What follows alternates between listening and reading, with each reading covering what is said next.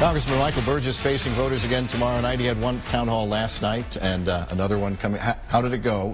You had some tense questions the last time he came back to town. Sure, there are always going to be tense questions, right. But last night was, first off, it was respectful. I mean, there were people there, both sides of most of the questions, and I think it was a pretty good representative section of the constituents of 26th district in the Tarrant County part of the district. Right. So all in all, I thought it was good to have it, right. And it's part of the job. It's one of the things that I do. The two biggest questions or subject matters that come up are health care. Why don't you do something to fix it? And immigration. Let's talk about health care really quickly. You're a doctor, you know about that.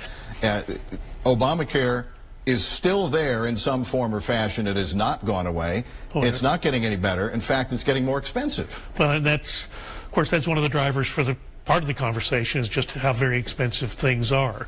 Premiums are remember, it was called the Affordable Care Act, but the premiums are getting more expensive. Deductibles are higher than anything anyone has ever seen. And functionally, people are uninsured. They feel like they go to the emergency room for an acute problem in the middle of the night.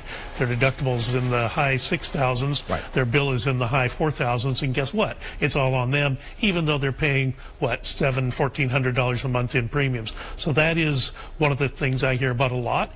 And the other side of the question, the people who are concerned that, I could lose something that I have. And Texas did not expand Medicaid. There were some questions last night on Medicaid. The people who are covered on Medicaid, blind, age disabled, and some children, right. Some pregnant women, that coverage has not changed and is not going to change. But there is a lot of anxiety surrounding that. And no action in Congress.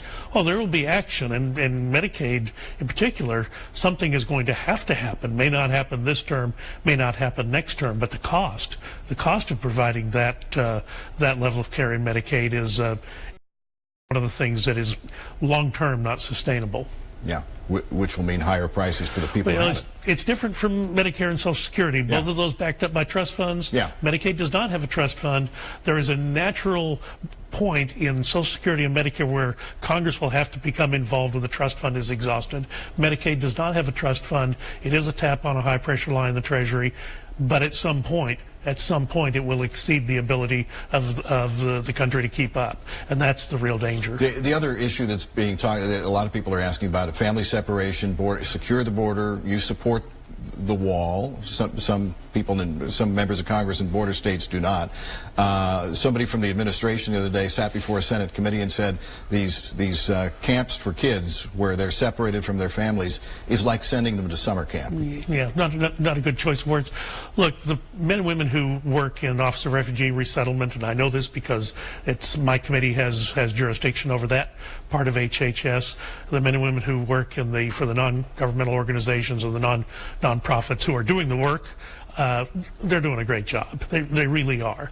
The separation issue is one that it is self-limited. It's not happening anymore. That population is ever shrinking.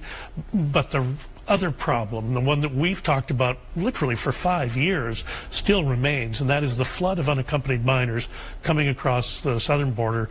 Over 45% in the lower Rio Grande Valley sector. Is a wall going to fix that? A wall plus additional security measures. The reason the wall resonated so much when the president was running for election a couple of years ago was that how long had people been promised, we're going to, give us a little more amnesty and we'll get the security done. How many times have people heard that? They're sick of hearing that. They want the tangible evidence that something is happening, and for most that becomes a physical barrier. In the lower Rio Grande Valley sector, that I think is also going to involve clearing out some underbrush so people can actually see the aerostats and the drones. The very expensive technology that we have on the border really becomes less useful when you've got a dense undercover where people can just simply disappear once they come up out of the river and onto the riverbanks, and then they're gone. So the clearing of roads and areas in that